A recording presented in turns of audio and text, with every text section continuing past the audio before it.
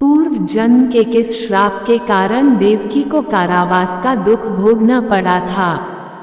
दक्ष प्रजापति की दिति और अदिति नाम की दो सुंदर कन्याओं का विवाह कश्यप मुनि के साथ हुआ। अदिति के अत्यंत तेजस्वी पुत्र इंद्र हुए। भगवान विष्णु ने इंद्र का पक्ष लेकर दिति के दोनों पुत्रों हिरण्यकशिपु और हिरण्याक्ष को मार डाला। तब दिति ने सोचा, मैं कोई ऐसा उपाय करूंगी जिससे मुझे ऐसा पुत्र प्राप्त हो जो इंद्र को मार डाले। भगवान की कैसी माया है, लोग अपने को और अपने आत्मीय को तो बचाना चाहते हैं लेकिन दूसरों से द्रोह करते हैं। यह द्रोह नरक में ले जाने का रास्ता है। तब इंद्र जैसे ओजस्वी पुत्र के लिए दिति के मन में इच्छा जागृत हुई, अतः वह अपने पति कश्यप जी को प्रसन्न करने के लिए उनकी सेवा करने लगी। दिति ने अपने मन का संयम कर प्रेम, विवेक, मधुर भाषण, मुस्कान व चितवन से कश्यप जी के मन को जीत लिया। वे दिति की सेवाओं से मुग्ध होकर जड़ हो गए। उन्होंने दिति से कहा, अब तुम जो चाहो हम करने को तैयार हैं। दिति ने देखा कि ये वचनबद्ध हो गए हैं तो उसने कश्यप जी से प्रार्थना की कि मुझे बलशाली एवं परम शक्ति संपन्न पुत्र देने की कृपा करें जो इंद्र को मार दे। यह सुनकर कश्यप जी को बहुत दुख हुआ क्योंकि इंद्र अदिति के गर्भ से कश्यप जी के बेटे हैं। उन्होंने सोचा कि माया ने मुझे पकड़ लिया। संसार में लोग स्वार्थ के लिए पति पुत्र आदि का भी नाश कर देते हैं। अब क्या हो, मैंने जो वचन दिया है न तो वह व्यर्थ होना चाहिए और न इंद्र का अनिष्ट होना चाहिए।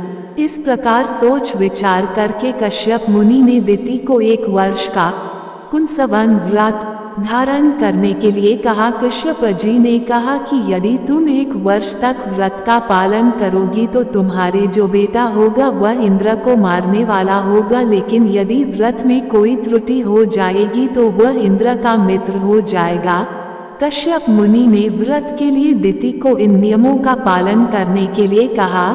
इस व्रत में किसी भी प्राणी को मन, वचन या कर्म के द्वारा सताए नहीं, किसी को शाप या गाली न दे, झूठ न बोले, शरीर के नख व बाल न काटे, किसी भी अशुभ वस्तु का स्पर्श न करे, क्रोध न करे, बिना धुला वस्त्र न पहने और किसी की पहनी हुई माला न पहने, जूठा न खाया, मांसयुक्त अन्न का भोजन न करे, शूद्र का और रजस वाला स्त्री का अन्न भी न खाए, झूठे मुंह संध्या के समय बाल खोले हुए घर से बाहर न जाए, सुबह शाम सोना नहीं चाहिए। इस प्रकार इन निषिद्ध कर्मों का त्याग कर सदैव पवित्र और सौभाग्य के चिन्हों से सुसज्जित रहे। प्रातः गाय, ब्राह्मण, लक्ष्मी जी और भगवान नारायण की पूजा करके ही कलेवा करे। सुहागिन स्त्रियों व पति की सेवा में संलग्न रहे और यही भावना करती रहे कि पति का तेज मेरी कोख में है। अपने पति की बात मानकर दिति उनके उससे सुंदर गर्भ धारण कर पुंसवन व्रत का पालन करने लगी। वह भूमि पर सोती थी और पवित्रता का सदा ध्यान रखती थी। इस प्रकार जब उसका तेजस्वी गर्भकाल पूर्ण होने को आया तो दिति के अत्यंत दीप्तिमान अंगों को देखकर अदिति को बड़ा दुख हुआ।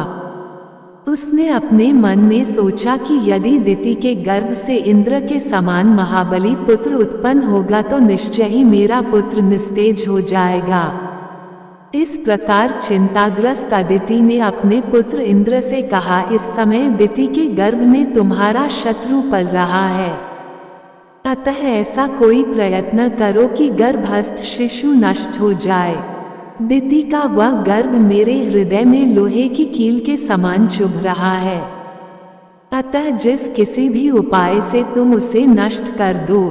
जब शत्रु बढ़ जाता है तब राजयक्ष्मा रोग की भांति वह नष्ट नहीं हो पाता है। इसलिए बुद्धिमान मनुष्य का कर्तव्य है कि वह ऐसे शत्रु को अंकुरित होते ही नष्ट कर डाले। चतुर राजनीतिज्ञ वही है जिसे शत्रु के घर की एक एक बात का पता हो। इंद्र कोई साधारण राजनीतिज्ञ नहीं है, अपनी माता की बात मानकर इंद्र मन ही मन उपाय सोचकर अपनी सौतेली माता के पास गए।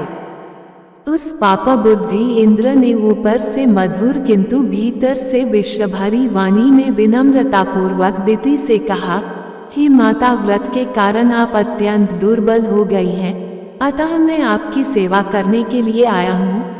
जिस प्रकार बहेलिया हिरण को मारने के लिए हिरण की सी सूरत बनाकर उसके पास जाता है, वैसे ही देवराज इंद्र भी कपट वेश धारण करके व्रत प्रायणा दिति के व्रत पालन की त्रुटि पकड़ने के लिए उसकी सेवा करने लगे। एक दिन व्रत के नियमों का पालन करते करते बहुत दुर्बल हो गई दिति से इंद्र ने कहा, माता, मैं आपके चरण दबाऊंगा, क्योंकि बड़ों की सेवा से मनुष्य अक्षय गति प्राप्त कर लेता है। ऐसा कहकर इंद्र उनके दोनों चरण पकड़कर दबाने लगे। चरण दबने से दिति को बहुत सुख हुआ और उसे नींद आने लगी। उस दिन वह पैर धोना भूल गई और बाल खोले ही सो गई। दिति को नींद के वशीभूत देखकर इंद्र योग बल से अत्यंत सूक्ष्म रूप बनाकर हाथ में शस्त्र लेकर बड़ी सावधानी से दिति के उदर में प्रवेश कर गए और वज्र से उस गर्भस्थ बालक के 7 टुकड़े कर डाले। तब वे 7 टुकड़े सूर्य के समान तेजस्वी 7 कुमारों के रूप में परिणत हो गए। वज्र के आघात से गर्भस्थ शिशु रोने लगे। तब दानव शत्रु इंद्र ने उससे, मारुद, मत रो, कहा। फिर इंद्र ने उन 7 टुकड़ों के 7 टुकड़े और कर दिए। इस प्रकार 49 कुमारों के रूप में होकर वे जोर जोर से रोने लगे। तब उन सबों ने हाथ जोड़कर इंद्र से कहा, देवराज, तुम हमें क्यों मार रहे हो? हम तो तुम्हारे भाई मरुदगण हैं। इंद्र ने मन ही मन सोचा कि निश्चय ही यह सौतेली मां दिति के व्रत का परिणाम है कि वज्र से मारे जाने पर भी इनका विनाश नहीं हुआ। ये एक से अनेक हो गए, फिर भी उदर की रक्षा हो रही है। इसमें संदेह नहीं कि ये अवध्य हैं, इसलिए ये देवता हो जाएं। जब ये रो रहे थे उस समय मैंने इन गर्भ के बालकों को मारुद कहकर चुप कराया था, इसलिए ये मरुदगण नाम से प्रसिद्ध होंगे। इंद्र ने सौतेली माता के पुत्रों के साथ शत्रु भाव न रखकर उन्हें सोमपायित सोमरस का पान करने वाले देवता बना लिया। छली इंद्र द्वारा अपने गर्भ को विकृत किया जानकर दिति जाग गई और दुखी होकर क्रोध करने लगी। यह सब मेरी बहन अदिति द्वारा कराया गया है, ऐसा जानकर दिति ने कुपित होकर अदिति और इंद्र दोनों को शाप दे दिया कि इंद्र ने छलपूर्वक मेरा गर्भ छिन्न भिन्न कर डाला है। उसका त्रिभुवन का राज्य शीघ्र ही नष्ट हो जाए। जिस प्रकार पापिनी अदिति ने गुप्त पाप के द्वारा मेरे गर्भ को नष्ट करवा डाला है, उसी प्रकार उसके पुत्र भी क्रमशः उत्पन्न होते ही नष्ट हो जाएंगे और वह पुत्र शोक से अत्यंत चिंतित होकर कारावास में रहेगी। तब कश्यप जी ने दिति को शांत करते हुए कहा, देवी, तुम क्रोध मत करो। तुम्हारे ये 49 पुत्र मरुद देवता होंगे जो इंद्र के मित्र बनेंगे। तुम्हारा शाप 28वें द्वापर युग में सफल होगा। वरुण देव ने भी उसे शाप दिया है। इन दोनों शापों के संयोग से यह अदिति मनुष्य योनि में जन्म लेकर देवकी के रूप में उत्पन्न होगी और अपने किए कर्म का फल भोगेगी। सबके शासक, धर्म के रक्षक और तीनों लोकों के स्वामी इंद्र ने जब ऐसा निंदित कर्म कर डाला, तब फिर कौन मनुष्य पाप नहीं कर सकता। ब्रह्मा से लेकर तृण पर्यंत स्थावर जंगम सभी प्राणी माया के वशीभूत रहते हैं और वह माया उनके साथ क्रीड़ा करती रहती है। यह माया सभी को मोह में डाल देती है और जगत में निरंतर विकार उत्पन्न किया करती है। वेदों में कहा गया है कि सत्वगुण से सभी देवता, रजोगुण से मनुष्य तथा तमोगुण से पशु पक्षी आदि जीव उत्पन्न होते हैं। अतएव जब सत्वगुण से उत्पन्न देवताओं में भी निरंतर आपस में वैरभाव रहता है, तब पशु पक्षियों में परस्पर जातिवैर उत्पन्न होने में क्या आश्चर्य। देवता भी सदा असंतुष्ट रहते हुए द्वेषपरायण होकर आपस में विरोधाभाव रखते हैं। चंद्रमा ने जानबूझकर अपने गुरु बृहस्पति की पत्नी का बलपूर्वक हरण कर लिया, उसी प्रकार इंद्र ने महर्षि गौतम की पत्नी के साथ अनाचार किया। जगतपति भगवान विष्णु ने वामन रूप धारण कर छल से राजा बलि को ठग लिया, लेकिन विजय राजा बलि की ही हुई, जिन्होंने समस्त भूमंडल का दान कर दिया।